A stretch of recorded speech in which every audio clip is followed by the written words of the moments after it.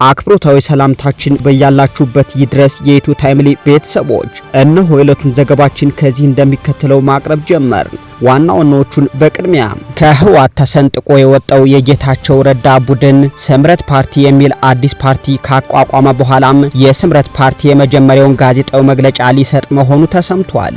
በእናቶ ጌታቸው ረዳ የተመሰረተውና ከምርጫ ቦርድ ቅድመ እውቅና የተሰጠው ስምረት ፓርቲ የመጀመሪያውን ጋዜጣዊ መግለጫ በአዲስ አበባ እንደሚሰጥ አስታውቋል። በዝርዝር ይዘነዋል፣ ታደምጡታላችሁ። የፌዴራል መንግስቱ በትግራይ ላይ የጣለውን እቀባ እንዲያነሳ ህወሓት ጠየቀ። በሌላ በኩል ወደ ትግራይ ይደርሳል እየተባለ ከመሃል ሀገር የሚላክ ሸቀጥ ወደ ኤርትራ በህገ ወጥ መንገድ እየተሸጠ ነው። በዝርዝር እንመለከተዋለን። ባለፉት 15 ቀናት ውስጥ 32 ፖለቲካዊ ግጭቶች መከሰታቸውን ኢትዮጵያ ፒስ ኦብዘርቫቶሪ የሚባል ድርጅት አስታውቋል። ባለፉት 15 ቀናት ውስጥ ብቻ 32 ፖለቲካዊ ግጭቶች መከሰታቸውን ኢትዮጵያ ፒስ ኦብዘርቫቶሪ ተቋሙ አዲስ አበባ ወጣው ሪፖርትም እንዳስታወቀው ይህ ግጭት ቀደም ካለው 2 ሳምንታት ጋር ሲነጻጸር በ22% ቀንሷል ሲልም አስታውቋል። በዝርዝር እንመለከተዋለን። ወደ ደቡባዊ ትግራይ በኃይል መግባት ቀይ መስመር ነው። የደቡባዊ ትግራይ ዞን ዋና አስተዳዳሪ ይህንን ገልጸዋል። በቅርቡ በደቡባዊ ትግራይ ዞን በሚገኙ ከተሞች የተቃውሞ ሰልፎች መከናወናቸው ይታወሳል። ለዚህ ደግሞ ምክንያቱ የህወሓት ሊቀመንበር የሆኑት ዶክተር ደብረጽዮን ገብረ ሚካኤል በዚህ አካባቢ ያሉ አመራሮችን እንደሚቀይሩ መግለጻቸውን ተከትሎ ነው። በዝርዝር ታደምጡታላችሁ። የሻዕቢያ ስነ ልቦና ምንጩ የኢትዮጵያ ቀንደኛ ታሪካዊ ጠላቶች ከነበሩ የውጭ ኃይሎች ስለሆነ በስትራቴጂ ደረጃ በኢትዮጵያ ውስጥ በተሻለ ሁኔታ የሚመለከተው የህዝብ ክፍል የለም። በኢትዮጵያ ሉዓላዊነትና መሰረታዊ ጥቅሞችም ላይ ቀና መንፈስ የሌለው መሆኑን በተደጋጋሚ በግልጽ አሳውቋል። አብን ከሰሞኑ ያወጣው መግለጫ አብራችሁ ስትቆዩ ታደምጡታላችሁ።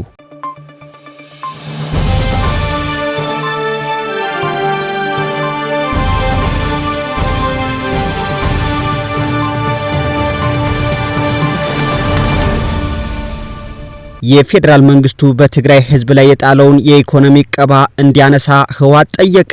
በምርጫ ቦርድ የተሰረዘው ህወሓት የተፈናቀሉ ወገኖቻችን ወደ ቀያቸው ለመመለስ የነዳጅ የሸቀጥና የቱሪስት ጉዞ እገዳ ሊነሳ ይገባል። የተፈናቀሉ ወገኖቻችን የኢትዮጵያ መንግስት የገባውን ውል ባለመፈጸሙ ምክንያት ወደ ቀያቸው ሊመለሱ አልቻሉም ሲል አስታውቋል። ህወሓትና የትግራይ ህዝብ ላለፉት 4 ክረምት በብርድ በረሃብና በስቃይ እየተሰቃየ ያለው ህዝባችን አፋጣኝ መፍትሄ እንዲሰጠው የኢትዮጵያ መንግስት የተደራዳሪ አካላትና ዓለም አቀፉ ማህበረሰብ በተደጋጋሚ ተማጽናል ብሏል። ነገር ግን የኢትዮጵያ መንግስት በየዕለቱ እየሞተ ያለውን ህዝባችንን ለመታደግ የገባውን ቃል ከመፈጸም ይልቅ በተፈናቀሉ ወገኖቻችን ሌላ የፖለቲካ ቁማር በመጫወት ባሮጌና በአዲስ በተቀጠሩ ካድሬዎቹ በኩል እየሰራ ይገኛል ሲልም ተችቷል። የኢትዮጵያ መንግስት ያስተላለፋቸውን የነዳጅ የሸቀጥና የቱሪስት ጉዞ እገዳ ማዕቀቦችን በአስቸኳይ በማረም የፕሪቶሪያው ስምምነትን ማክበር ስምምነቱን ለማስቀጠል አዎንታዊ ግዴታውን ሊወጣ ይገባል ሲልም አስታውቋል። የፌዴራል መንግስቱ የነዳጅ የሸቀጥና የቱሪስት ጉዞ እገዳ በትግራይ ማዕቀብ የጣለውም የህወሓት ቡድን ከኤርትራ መንግስት ጋር ፌዴራል መንግስቱ በማያውቀው ሁኔታ ያልተገባ ግንኙነት ፈጥሯል በመባሉ ነው። የነዳጅ ሀብቶችን ለኤርትራ መንግስት አሳልፎ እየሰጠ መሆኑን ተረድቻለሁ በማለቱ ነው። በዚሁም ወደ ትግራይ የሚሄድ የነዳጅና የንግድ ስራዎች እንቅስቃሴ መጎዳቱ ነው እየተሰማ ያለው። በዚሁም ንብረት አያልፍም ተብሎ መታገቱም በህብረተሰቡ ዘንድ የሆነ ነገር አለ ብሎ ወደ አላስፈላጊ ጥርጣሬ እንዲገባ አድርጓል። ይህ ሁኔታ ያለፈውን ጦርነት ሁኔታ እንዲያስታውስ አድርጎታል። የፈለገው የፖለቲካ ልዩነት ቢኖርም ህዝብን በንግድ መጉዳት ተገቢ አይደለም ሲልም አስታውቋል። በሌላ በኩል ወደ ትግራይ ይደርሳል እየተባለ ከመሃል ሀገር የሚላክ ሸቀጥ ወደ ኤርትራ በህገ ወጥ መንገድ እየተሸጠ ነው። ከዚህ ህገ ወጥ ንግድ ጀርባም የህወሓት ታጣቂዎችና አመራሮች እጅ አለበት። የትግራይ ጊዜያዊ አስተዳደር አንድ አመራር ይህንን አረጋግጠዋል። ህወሓት በመግለጫውም በጦርነት የተመሰቃቀለውን የትግራይን ኢኮኖሚ መልሶ ከመገንባት ይልቅም ከቅርብ ዓመታት ወዲህ የዘር ማጥፋት ስትራቴጂ ተብሎ ወደ ተገበረው ገዳም እና ከበባ እንደገና መገባቱን የፕሪቶሪያው ስምምነትን የሚጻረርና በፓርቲዎች መካከል ሊኖር የሚገባውን መተማመን የሚያዳክም መሆኑንና በአሁኑ ወቅትም ሁሉም ሰላም ፈላጊ ሊገነዘብ ይገባልም ብሏል። የኢትዮጵያ መንግስት ያስቀመጣቸው ያላቸውን ክልከላዎችና መሰናክሎችም ወይም ሸቀጦችና ነዳጅ ወደ ትግራይ እንዳይንቀሳቀሱ መደረጋቸውን በአስቸኳይ በማረም ስምምነቱን በማክበር የፕሪቶሪያውን ውል ለማስቀጠል አዎንታዊ ግዴታውን ሊወጣ ይገባል ብሏል። ወደ ደቡባዊ ትግራይ በኃይል መግባት ቀይ መስመር ነው። ወደ ደቡባዊ ትግራይ በኃይል መግባት ቀይ መስመር እንደሆነ የደቡባዊ ትግራይ ዞን ዋና አስተዳዳሪ ሀፍቱ ኪሮስ ተናገሩ። በቅርቡ በደቡባዊ ትግራይ ዞን በሚገኙ ከተሞች የተቃውሞ ሰልፎች መከናወናቸው የሚታወስ ነው። ለዚህ ደግሞ ምክንያት የህወሓት ሊቀመንበር የሆኑት ዶክተር ደብረጽዮን ገብረ ሚካኤል በዚህ አካባቢ ያሉ አመራሮችን እንደሚቀይሩ በመግለጻቸው ነው።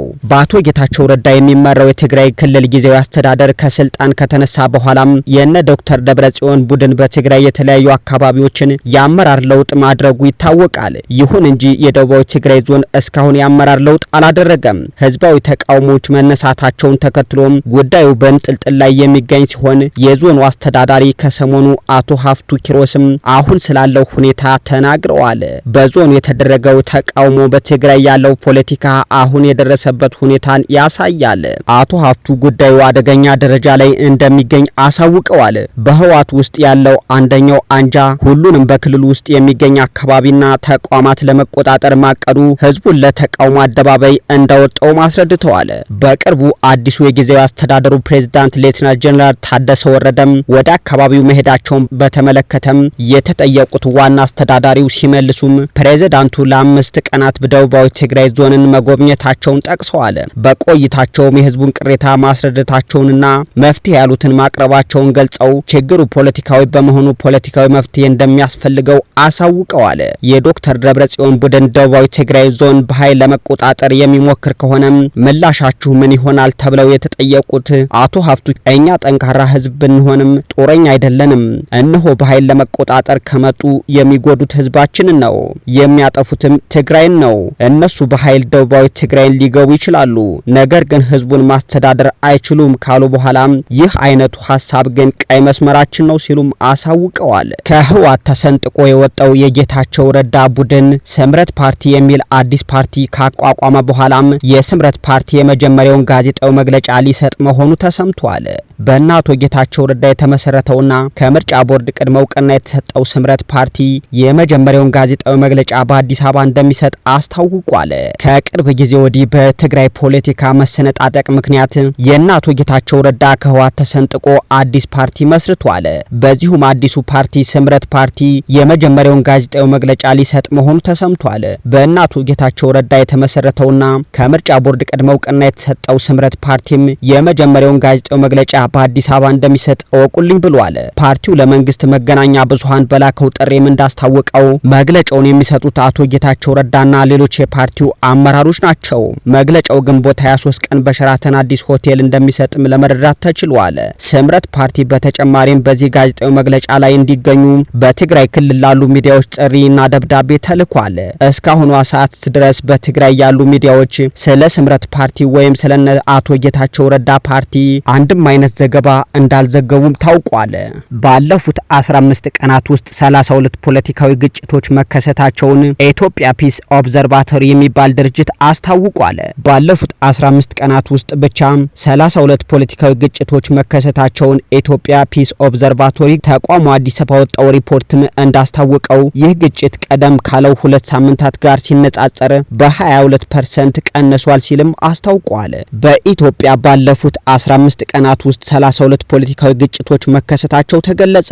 ባለፉት 15 ቀናት ውስጥ 32 ፖለቲካዊ ግጭቶች መከሰታቸውን ኢትዮጵያን ፒስ ኦብዘርቫቶሪ አሳውቋል። ተቋሙ አዲስ ባወጣው ሪፖርት እንዳስታወቀውም ይህ ግጭት ቀደም ካለው 2 ሳምንት ጋር ሲነጻጸር በ22% ቅናሽ አሳይቷል ብሏል። ከተከሰቱት 32 ግጭቶች ውስጥም 11ዱ በሰላማዊ ሰዎች ላይ ያነጣጠሩ መሆናቸውን ያስረዳው ሪፖርቱም ይህ ቀደም ካለው 2 ሳምንታት በ15% እንደቀነሰም አስረድቷል። ከግንቦት 10 እስከ 23 ባሉት ቀናት ውስጥም በመንግስትና በፋኖ ታጣቂዎች መካከል 12 ውጊያዎች መከናወናቸው መመዝገቡን ያስታወቀው ሪፖርቱ ይህም በአብዛኛው በምዕራብ ጎጃም የተከናወነ መሆኑን አሳውቋል። በፋኖ ኃይሎችና በመንግስት መካከል የሚደረገው ውጊያ አሁንም እንደቀጠለ ነው ሲልም አስታውቋል።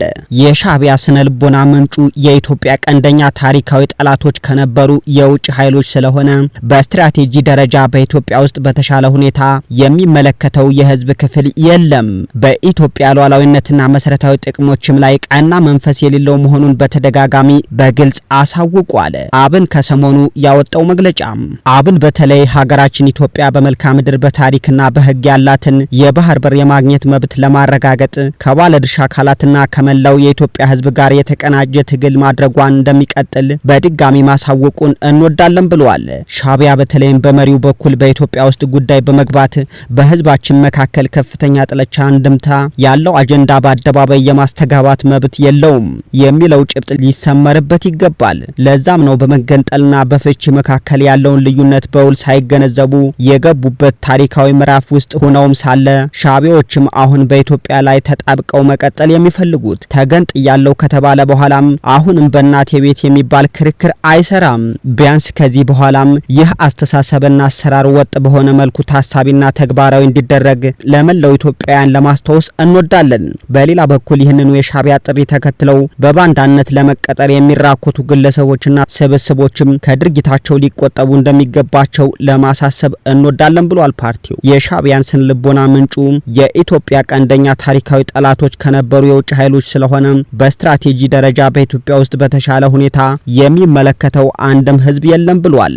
በኢትዮጵያ ሉዓላዊነትና መሰረታዊ ጥቅሞችም ላይ ቀና መንፈስ የሌለው መሆኑን በተደጋጋሚና በግልጽ አሳውቋል። አብን በተለይ በሀገራችን ኢትዮጵያ መልክዓ ምድር በታሪክና በህግ ያላትን የባህር በር የማግኘት መብት ለማረጋገጥ ከባለድርሻ አካላትና ከመላው ኢትዮጵያ ህዝብ ጋር የተቀናጀ ትግል ማድረጉ እንደሚቀጥል በድጋሚ አረጋግጣለሁ ብሏል።